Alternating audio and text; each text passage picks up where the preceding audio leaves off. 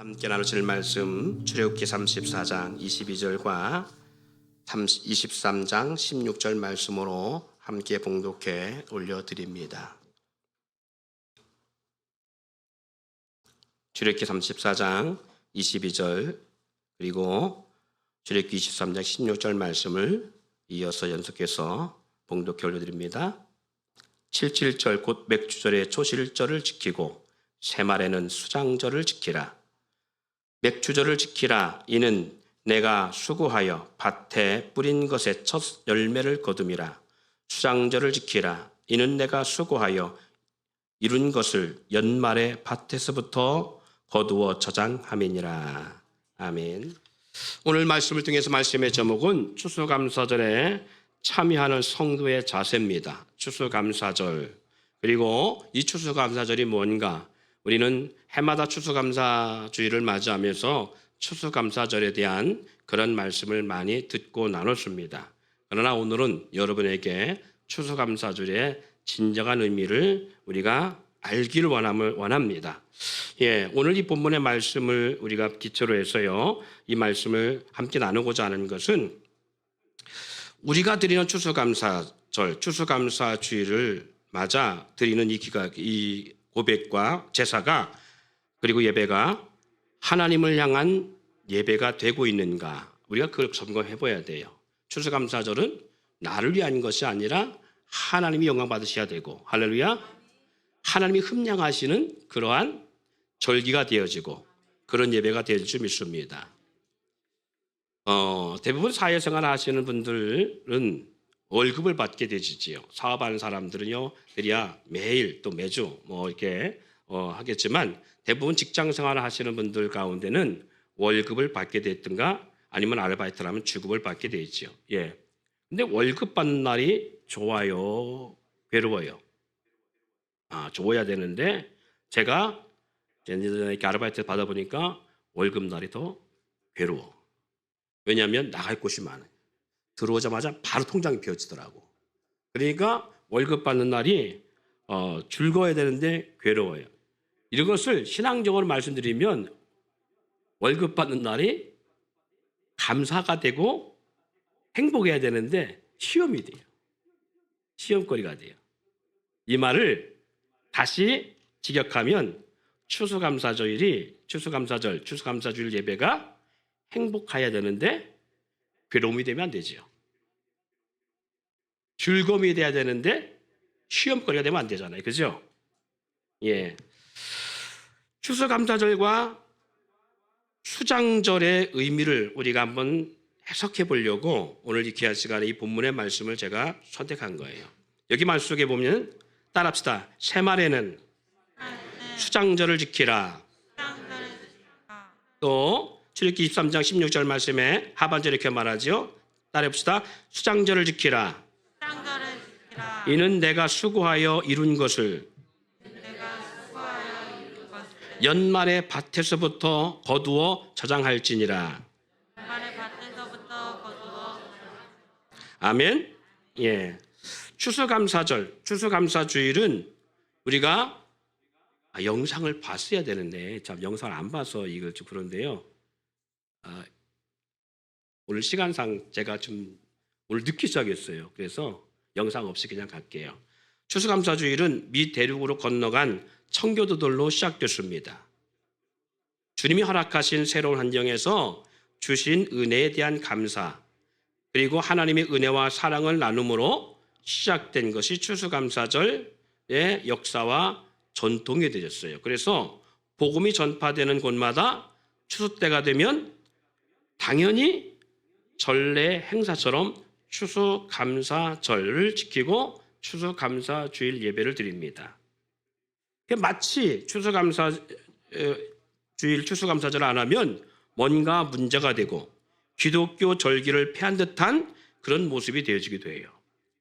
추수감사절은 어떻게 보면 구약시대 히브리 민족들이 드렸던 수장절, 다른 말로 장막절이라고 부르는데, 이 수장절의 연속선상에서 생각하기도 합니다.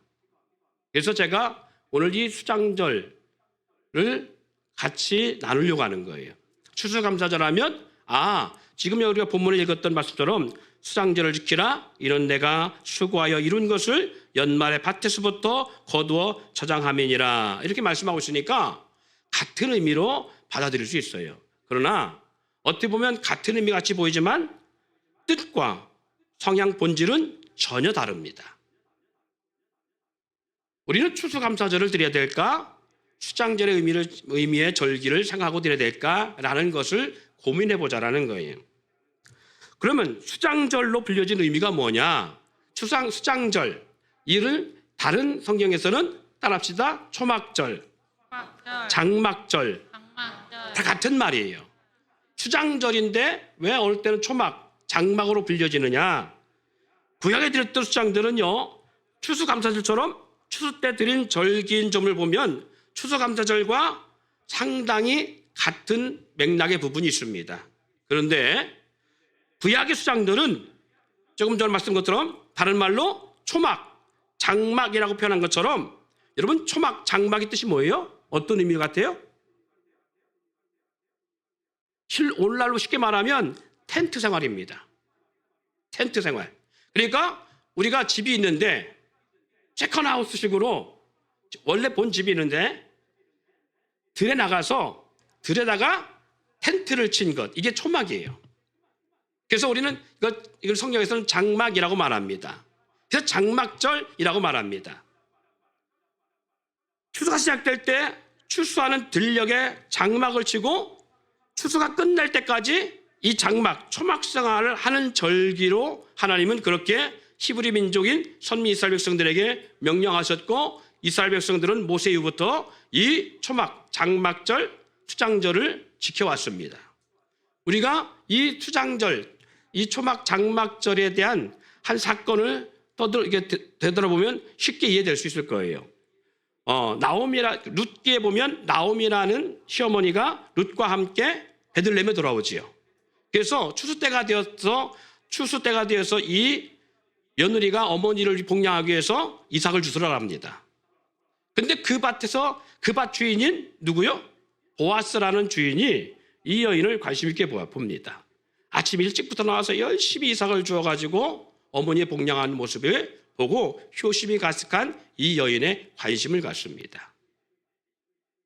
그래서 주인은 종들에게 이 여인이 더 많은 이삭을 줄 수 있도록 이삭을 많이 바닥에 그 밭에 떨어뜨려 놓기를 요청합니다. 후에 어머니가 묻습니다. 며느라, 이삭 어디 가서 주웠어? 그러니까 아무개 밭이라고 말을 했겠지요. 이 나오미가 가만히 시어머니가 들어보니까 자기와 아주 가까운 그 친족 관계의 사람이 바친 거예요.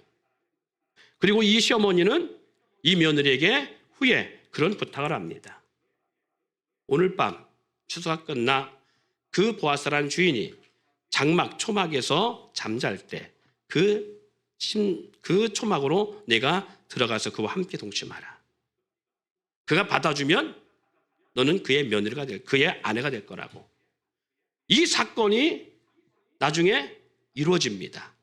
그래서 결국은 이 보아스와 룻이 결혼하게 되어지고 거기서 새로운 생명이 태어나 그 후대에 누가 나요? 다윗 왕이 태어납니다.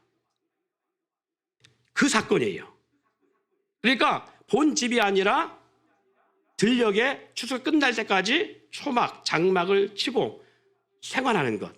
하나님은 왜 이스라엘 백성들에게 그렇게 명령하셨을까요? 왜 이스라엘 백성들에게 추수감사절, 즉 다시 말해서 구약시대에 장막절을 지키라, 초막절을 지키라 라고 그렇게 선미 이스라엘 백성들에게 요구하셨을까요? 또 그리고 왜 수장절이라는 말을 사용하고 계실까요? 수장한다는 의미는 거두어 드린다는 것입니다. 뭘? 곡식을 거두어서 창고에 쌓아둔다라는 의미에서 수장. 그래서 다른 말로 여기서 말씀한 것처럼 본문에 수장절. 그 대신 그 추수가 끝날 때까지 밭에서 들녘에서 초막을 짓고 생활한다 해서 초막절, 장막절이라고 불려지고 되고 그렇게 말씀하고 있는 거예요. 이해되셨죠? 여러분 이 초막절, 장막, 수장절에는 두 가지 의미가 있습니다. 크게는 크게는 광야 장막 생활을 기억하고 은혜를 회복하라고 하나님은 이스라엘 백성들에게 너희는 초막절을 지키라, 장막절을 지키라 라고 말씀하고 있는 거예요. 추수가 거둘 때는 모든 농사한 것에 대한 소산을 거두기 때문에 많은 공물을 거두지요. 풍요로워집니다. 그렇죠? 그러면 풍요로운 그런 모든 양식을 거두니까 얼마나 넉넉하겠어요. 가을에 모든 것들을 거두릴 때 얼마나 넉넉하겠어요. 이 넉넉할 때 족하다 하는 사람들 가면 올해는 비가 많이 와서 올해는 비가 오지 않아서 늦은 비를 제대로 경험하지 못하는 그런 셋 속에는 이런 모든 것들이 불평이 될 수 있어요. 하나님은 왜 우리에게 비를 주지 않아서 이 농사를 지난 작년에는 100섬을 거두는데 올해는 50섬까지 거두지 못하는 이렇게 하셨을까 하고 원망불평할 수 있습니다.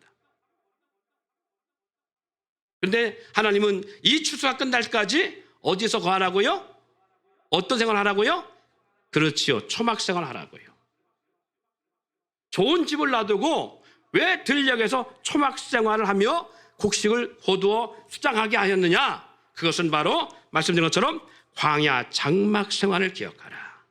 너희가 출애굽하여 나와서 이 약속의 땅 가나안에 너희가 심지 아니하는 나무와 과목과 포도 열매를 따먹고 너희가 짓지 아니하는 좋은 집과 너희가 손으로 채우지 않은 아름다운 물건이 가득한 집과 너희가 손으로 쌓지 아니한 성과 너희가 파지 않는 우물을 너희가 마시는 그런 상황이 주어졌을 때에 뭘 기억하라고요? 바로 이 광야 생활, 너희가 어디서 나왔는지, 어떤 상황에서 이 광야에 이르게 됐는지. 할렐루야. 풍요로울 때 뭘 기억하라는 거예요?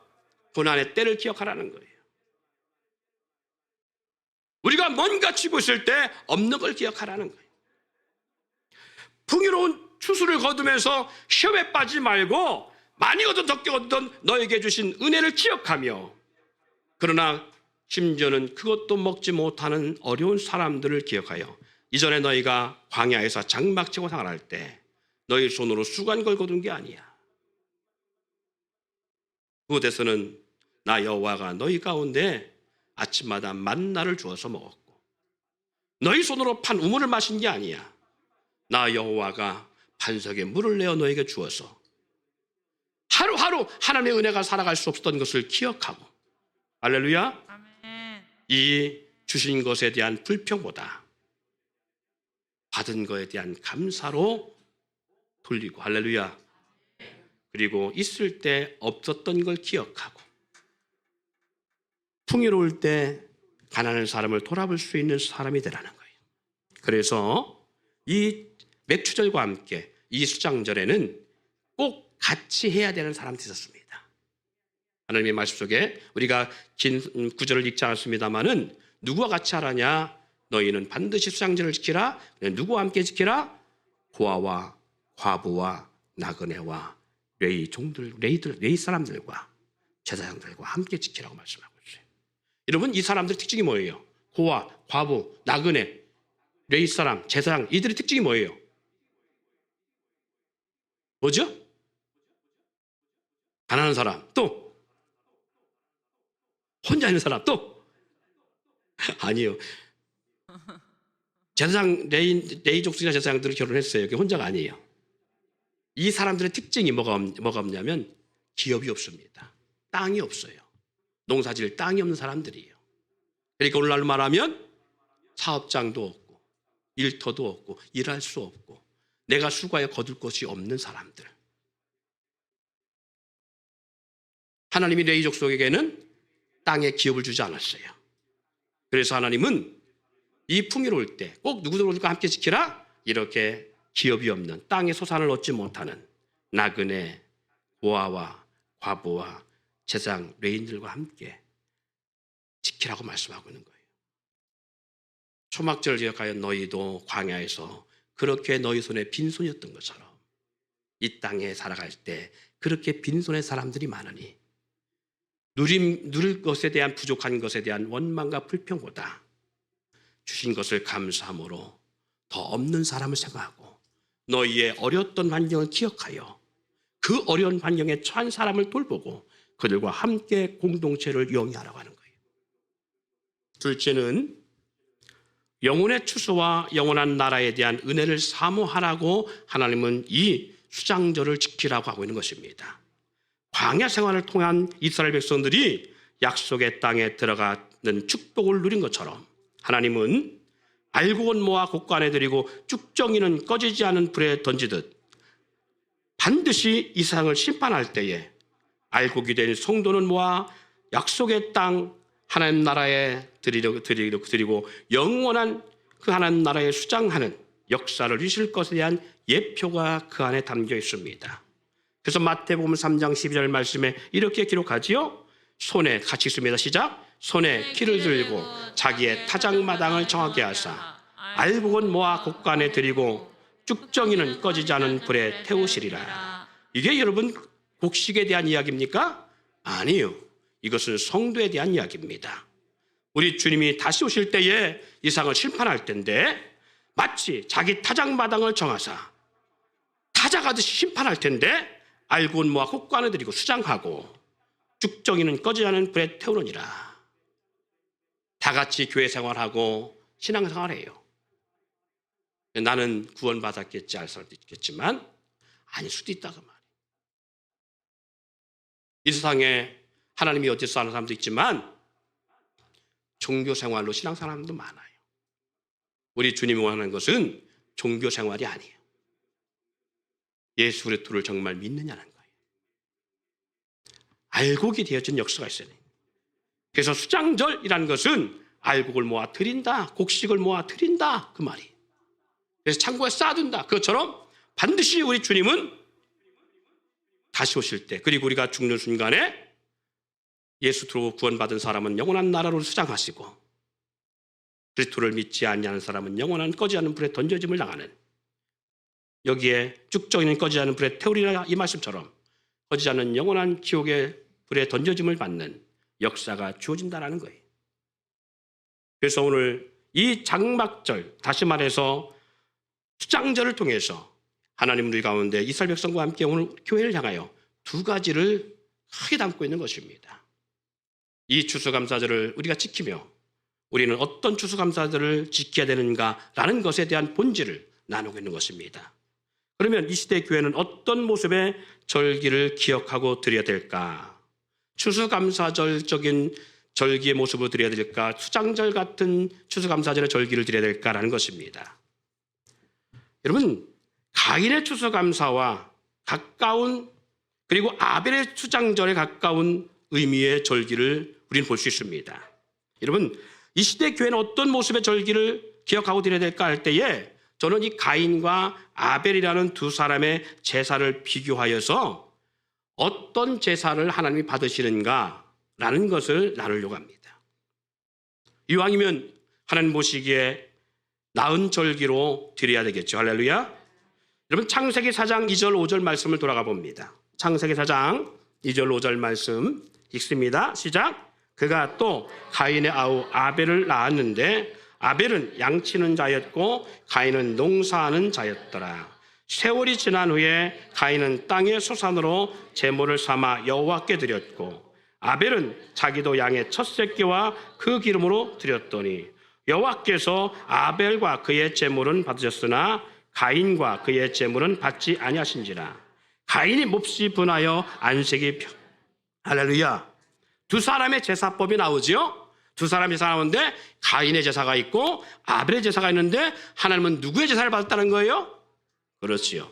이걸 다시 한번 바꿔 말합니다. 추수감사절을 드리는 교회가 가인의 제물처럼 어떤 교회는 어떤 성도는 아벨처럼 예배한다 합시다. 누구의 제물을 받으신다고요? 누구의 예배를 받으신다고요? 그렇지요.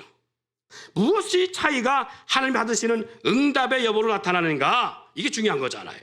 어떤 차이가 도대체 가인도 보니까 땅의 소산으로 그는 농사하는 사람이나 농사를 짓는 자였더라 한 것처럼 아벨은 양을 치는 자였고 가인은 농사를 짓는 자라겠어요. 농사하는 자라. 그러면 그들이 농사지었기 때문에 가인은 자기의 농사하는 땅의 소산으로 제물을 삼았고 아벨도 양 치는 사람이나 양으로 제물을 삼았는데 뭔 차이가 이렇게 하나님 받으시는 차이가 있고 받지 않은 차이가 있느냐?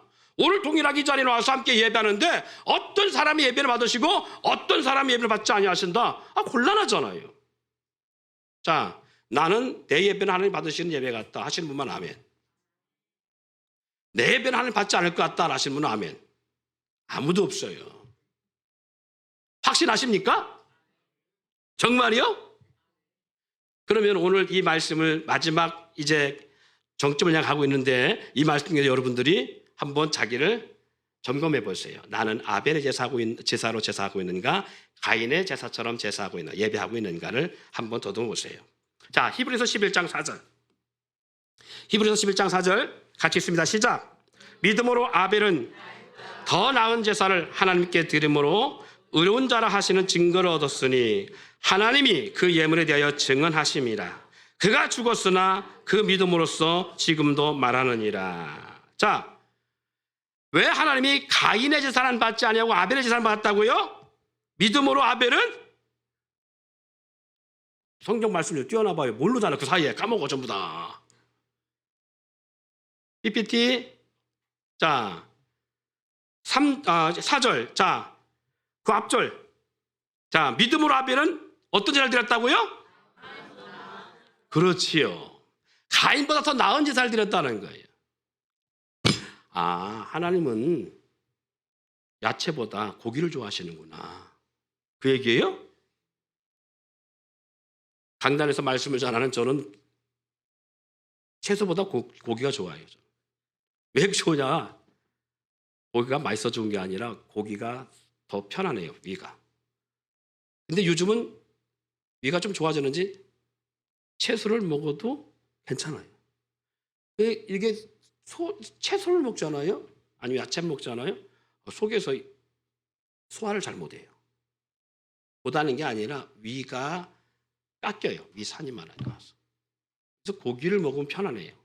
밤에 고기 먹고 자면 아침에 편안합니다. 아침에 고기를 먹으면 하루가 편안합니다. 아침에 빵을 먹으면 부대낍니다.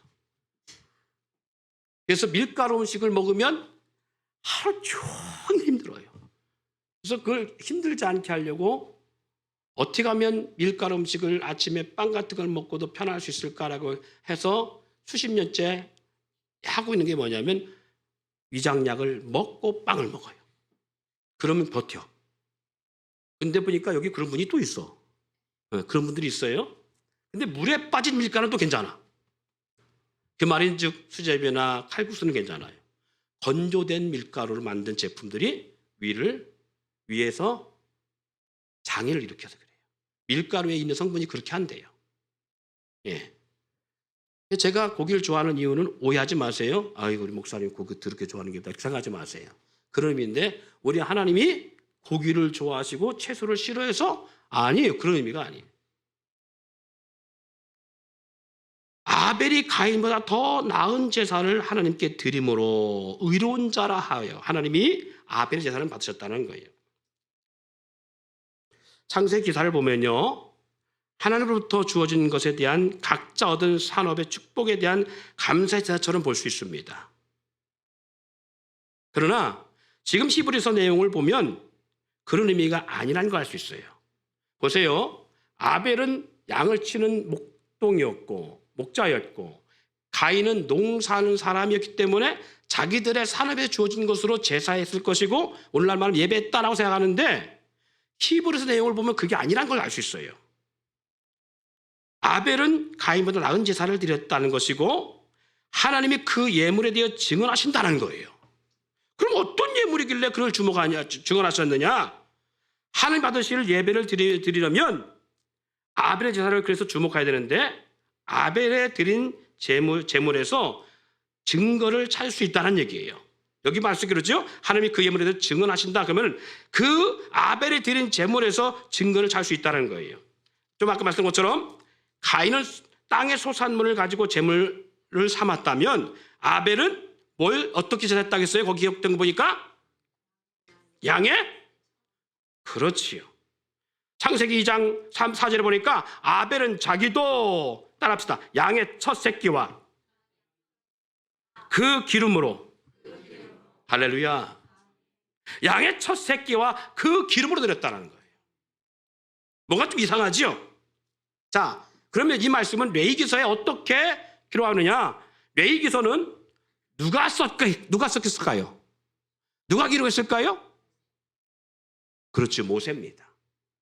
그래서 우리는 모세 오경 하면 창세기, 출애굽기, 레위기, 민수기, 신명기, 그게 모세 오경이라고 말해요. 그럼 레위기는 누가 기록했다고요? 모세가 기록했습니다.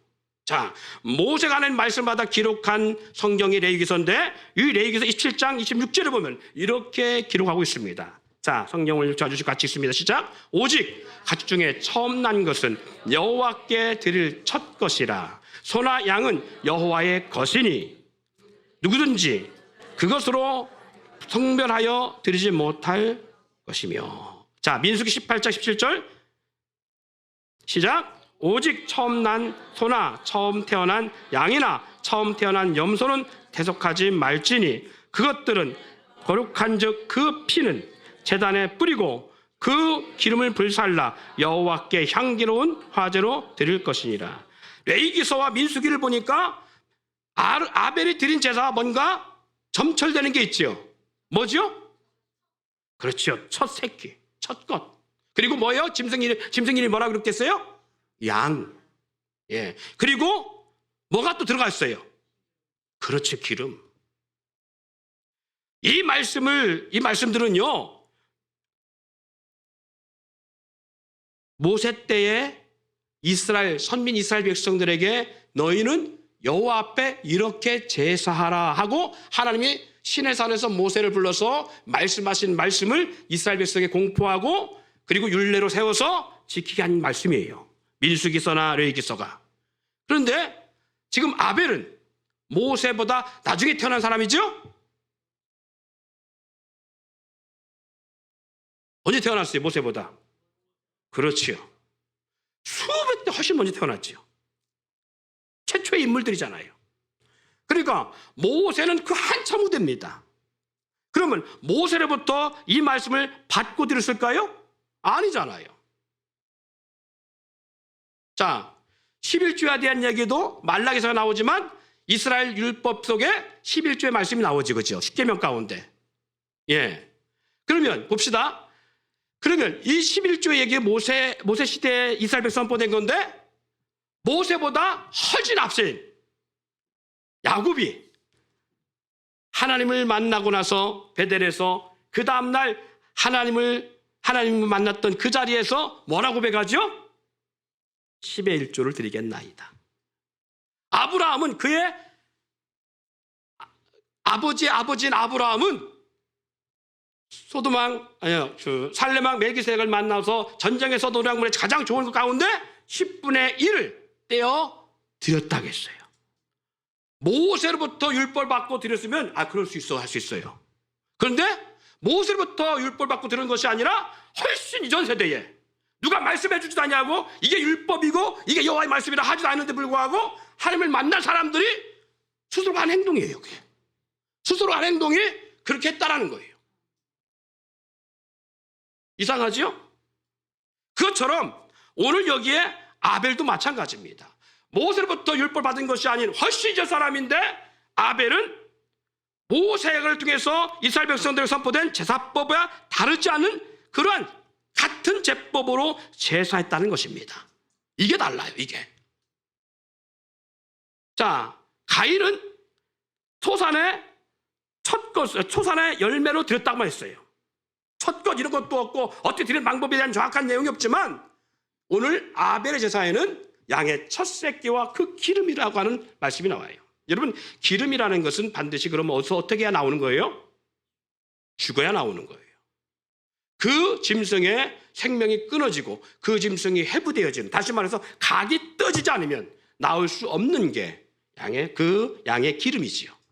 그러면 뭐가 됐다는 거예요? 반드시 그 짐승이 희생되어 드렸다는 것입니다. 여러분, 아론의 제사는요, 인류 역사상 가장 오래된 최초의 제사였습니다. 그런 그가 모세 때가 되어 선포된 제사법과 다르지 않았다는 것은 아벨이 도대체 어디서 배운 제사법일까? 어디서 그가 이런 제사법을 제사법을 가지고 드렸을까? 배운 것도 아닌데. 그걸 보면 아벨은 하나님이 어떤 제사를 원하시는지를 마치 알고 있는 것처럼 어디서 배웠느냐? 그 부모 때로부터 교훈받은 제사예요. 아담과 하와가 범죄로 죄와 사망이 왕노릇하고 범죄의 결과로 인류 조상 아담과 하와가 죽어야 하는 심판받는 것이 자명한 사실이 됐지요. 선악을 알게 하는 열매를 따먹지 말라, 먹는 날엔 정령 죽으리라 하는 것처럼 그들이 선악의 열매를 따먹음을 통해서 하나님의 법을 어겨서 죽어야 되는 상황이 왔습니다. 그래서 죄와 사망이 아담과 하와를 왕노릇하는 역사가 일어났고 그 원죄로 말미암아 모든 인류와 그를 통해서 되어진 모든 세상에 태어난 모든 자들은 다 죄와 사망 가운데 살아가는 것이지요. 그러나 하나님은 긍휼과 사랑으로 그들의 죄를 그들에게 심판하지 아니하고 그들을 사랑하시사 그들의 긍휼을 베푸시사 그들을 대신하여 짐승을 대신 죽이는 역사를 만들어냅니다.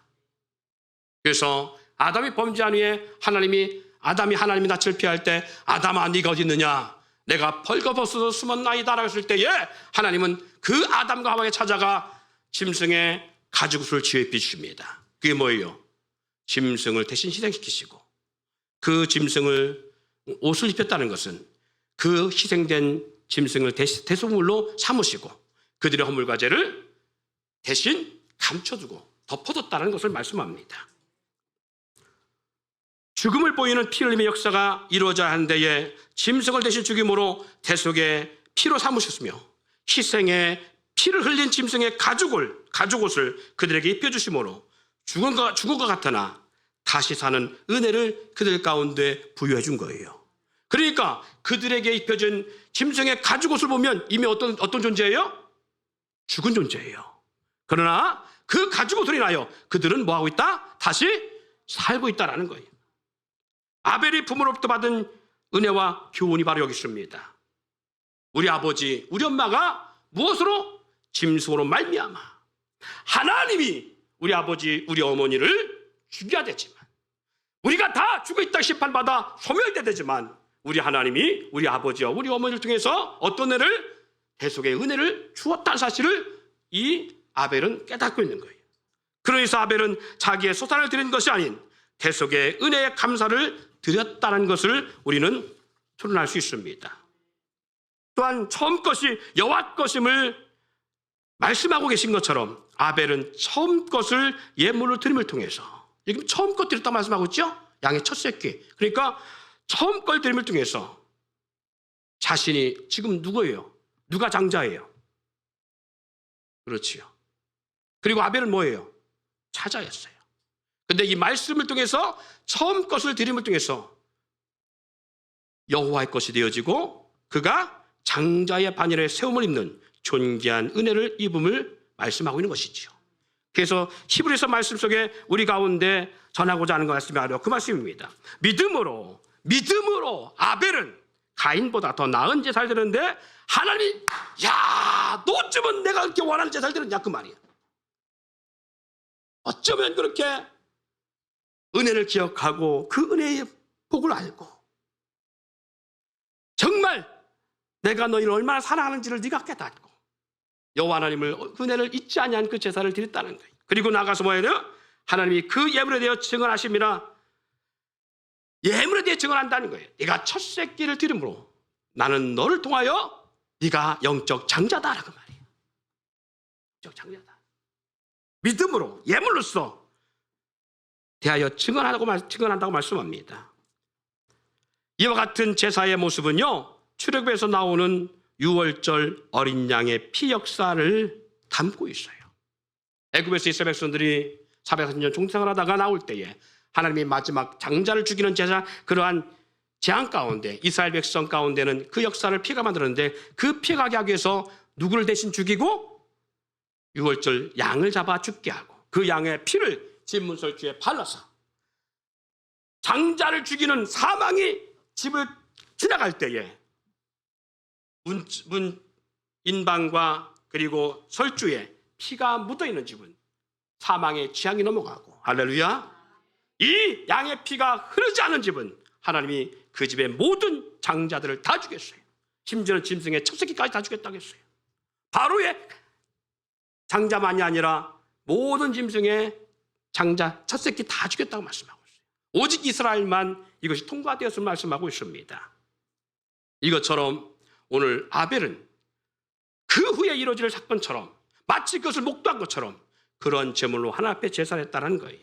그리고 이 역사는 유월절 어린 양의 피 역사로 끝나지 않냐고, 2000년 전 우리의 모든 허물과 죄를 위해서 예수 그리스도의 십자가 사건을 이뤄내고 있는 역사와 연결되고 있습니다. 그러니까 아벨의 제사는요, 구속사적 예수 그리스도의 은혜가 그 안에 있다라는 거예요. 하나님은 예수님의 십자가 사건을 통해 그를 영적 장자로 삼으셨으며 죽었을지라도 죽은 것 같으나 다시 부활의 역사를 이루사 산자의 역사를 담고 있듯 아담과 가죽옷의 역사가 죽음과 대속, 희생, 그리고 다시 사는 부활을 담고 있듯 아벨의 제사의 제물 속에는 이 모든 것이 담겨져 있습니다. 대속, 희생, 다시 삶. 여러분, 추수감사를 때에 오늘 우리는 어떤 제사, 어떤 예배를 드리며 어떤 예배로 참여해야 될까요? 주신 것에 대한 감사? 이것은 가인의 제사법이었습니다. 그러니까 뭐가 와요? 주신 것에 대한 감사니까 시험이 와요. 왜? 안 믿는 사람들은 훨씬 나은 삶을 사는 것 같고, 지난 1년 동안 보면 믿는 내가 더 어렵게 사는 것 같고, 저는 교회도 잘 안 나오는데 더 복받은 것 같고, 나는 열심히 교회 생활했는데 그것도 아닌 것 같고, 추수감사를 대줘서 영광 돌려야 되는데 내가 지난 시간들을 볼 때에 내 생활 속에는 편한 것도 없고 형편이 나아진 것도 없고 더 좋아진 것도 없는 것 같은데, 에라이, 추수감사하면 추수감사절이야. 이게 가인의 제사법이에요. 주신 것을 통하여 드리는 제사는 가인이 시험 들어 동생 아벨을 죽이듯이 반드시 마귀가 튼탑니다. 그러나 아벨에 드린 제사는 그렇지 않습니다.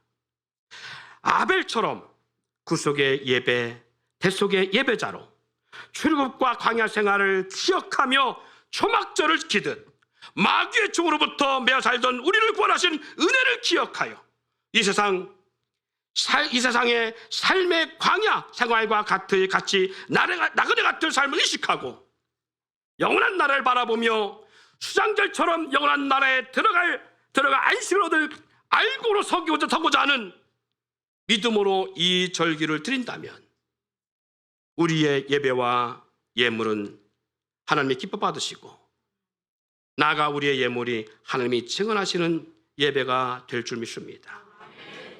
주신 것도 없는데 추수감사 주일 봉투헌금 드리며 아이고 내가 주머니에 돈이 없는데 난 요것만 드리고 말래, 그것은 가인처럼 그거밖에 안 돼요. 물론 저도 마찬가지입니다. 주머니가 여유가 있어서 드릴 수 있는 게 아니니까. 그래서 제가 고안한 것이 있어요. 매일 감사를 하고 감사하면서 한 사람당, 가족 한 사람당 1,000원씩 해서 5,000원을 매일 헌금으로 모아야 되겠다. 그것도 이게 헌금을 찾아서 현금으로 모으기 쉽지 않더라고요. 요즘은 카뱅이 얼마 잘 나왔는지 카카오뱅크에 아예 매일 적립되게 만들었어요. 그래서 맥주 감사절 딱 주일 끝나 그 다음 날부터 했더니 62만 5천 원이 오늘까지 딱 나오더라고요. 저건 돈 아니에요. 그러니까 하니까 한 번에 몇십만 원 드리면 쉽지 않은데 매일 그렇게 하니까 그게 되더라고요. 제가 이 말씀을 드리는 것은 여러분, 우리는 현재 하나님 내게 주신 것에 대한 감사가 아니에요. 우리가 추수감사절을 드리며 그리고 이 감사주일을 함께하며 꼭 우리가 기억할 것은 추수감사주일은 주신 것을 감사드리는 그 이상의 것이 된다. 그래야 우리는 시험에 들지 아니하고 하나님의 은혜가 회복되어지고, 그리고 하나님의 은혜 속에 대속, 희생, 예수로 말미암아 다시 삶이라고 하는 이것과 더불어 영원한 안식에 들어갈 수 있는 하나님이 절대적 역사를 만들어 놓은 이 놀라운 이 은혜를 기억함으로 아벨처럼 될 때에 더 나은 예배가 되어 하나님이 기뻐 받으시는 절기의 예배가 된다는 거예요. 시험의 절기로 남을 것이냐, 은혜의 절기가 될 것이냐라는 것은 나의 삶의 결단에 달려 있습니다.